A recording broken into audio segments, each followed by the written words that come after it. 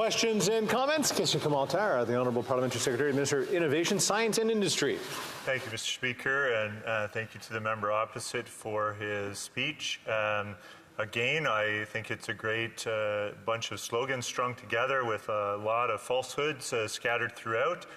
The main one that I think I would take issue with right now is that the member and members in the Conservative Party do this on a daily basis. They blame the federal government for global inflation, which is interesting because every country in the world post-pandemic has been dealing with an inflationary environment.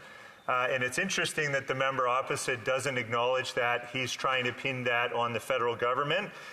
In relation to this, though, we have the lowest debt to GDP ratio in the G7, the lowest deficit in the G7, the strongest projected GDP growth in the G7. We're rated #1 for budget balance by the International Monetary Fund. We have 141% post-pandemic job recovery, which is higher than the United States, and we have maintained a AAA credit rating, and we're the first country in the G7 to have experienced a rate cut by our central bank. How does that square with the member opposite's claims? Honourable Member for Calgary Forest Line. Mr. Speaker, it's a little rich coming from that specific member talking about falsehoods. They want to talk about falsehoods.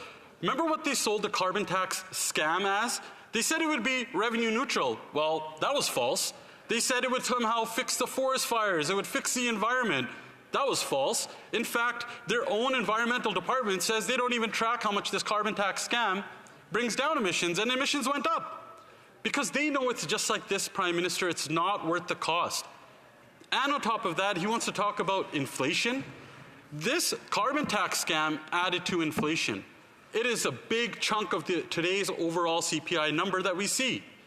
In fact, if they were to take away the carbon tax scam, what we will do, it will dramatically bring down inflation, which means we can bring down interest rates. This carbon tax scam is nothing but a Ponzi scheme under this government that's supported by the NDP because all they want to do is protect their leader's pension.